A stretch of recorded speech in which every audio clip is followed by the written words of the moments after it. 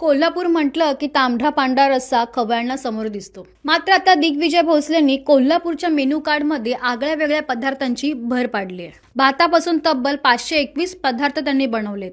लंडनच्या world book of रेकॉर्डमध्ये नोंदवण्यासाठी त्यांनी हा उपक्रम राबवलाय. नेमके त्यांनी कोणते पदार्थ बनवलेत यावर शेफ दिग्विजय भोसले काय म्हणालेत पाहूया. नमस्कार, मी शेफ दिग्विजय भोसले. आज जो वर्ल्ड रेकॉर्ड केलेला आहे, हा वर्ल्ड रेकॉर्ड होता maximum varieties of rice dish. म्हणजे अगदी भारतातल्या आणि भारताच्या बाहेरच्या असे टोटल 521 प्रकारचे आज आम्ही सक्सेसफुली राईस डिश बनवलेले आहेत. आणि ह्या आधी असा कुठलाही रेकॉर्ड झालेला नाही. हा रेकॉर्ड म्हणजे त्याच्या स्वरूपातला पहिलाच हा वर्ल्ड रेकॉर्ड आहे. त्यासाठी मला माझे शेफ, माझे सिनियर्स आणि माझे कलिग्सचा चांगला सपोर्ट मिळाला आणि हा वर्ल्ड रेकॉर्ड्स बुक लंडन इथे नोंद होईल. यामध्ये स्पेसिफिक कुठल्या प्रकारची राईस बनवली? आता ह्यामध्ये आपण इटालियन, कॉन्टी, चायनीज, इंडियन मध्ये साऊथ इंडियन, नॉर्थ इंडियन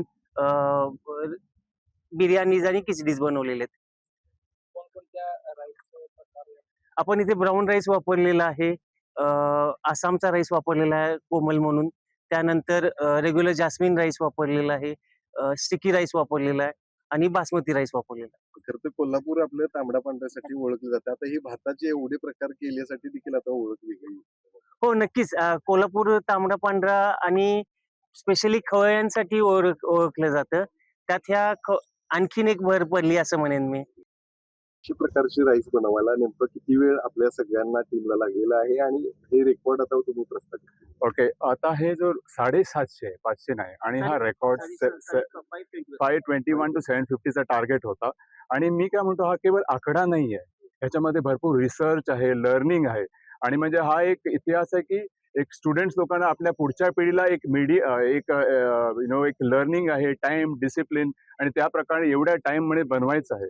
ते एक मोठं लर्निंग. आणि या कोल्हापूरमध्ये ABC हॉस्पिटॅलिटी कॉलेजने हे केल्याबद्दल मला भरपूर अभिनंदन आहे. आणि मी वेस्टर्न इंडिया कलनरी असोसिएशनचा रिप्रेझेंटेटिव्ह आहे. म्हणजे आपले वेस्टचे जेवढे 350-400 शेफ आहेत ते आमचे सगळे मेंबर आहेत. आणि दिग्विजय सर पण येत राहतात नेहमी मुंबईमध्ये. आणि हा तो प्रयत्न केला, म्हणजे प्रत्येक गोष्टीला आपण प्रयत्न केला आणि आपण यशस्वी ठरलो.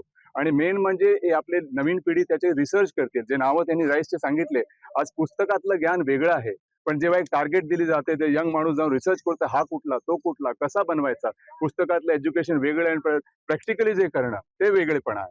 आणि त्यामध्ये वेगवेगळ्या फॅकल्टी आलेत, पुण्यावरनं आलेत, लोणावळ्यावरनं आले, भारतीय विद्या वेगवेगळ्या इन्स्टिट्यूटमध्ये आले लोक, त्या लोक सगळं.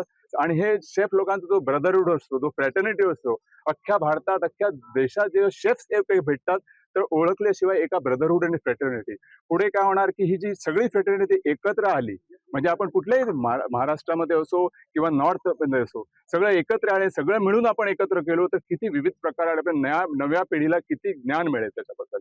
मी भरपूर अभिनंदन ABC हॉस्पिटॅलिटीचा, आणि कोल्हापूरमध्ये यायचा भरपूर आनंद मला.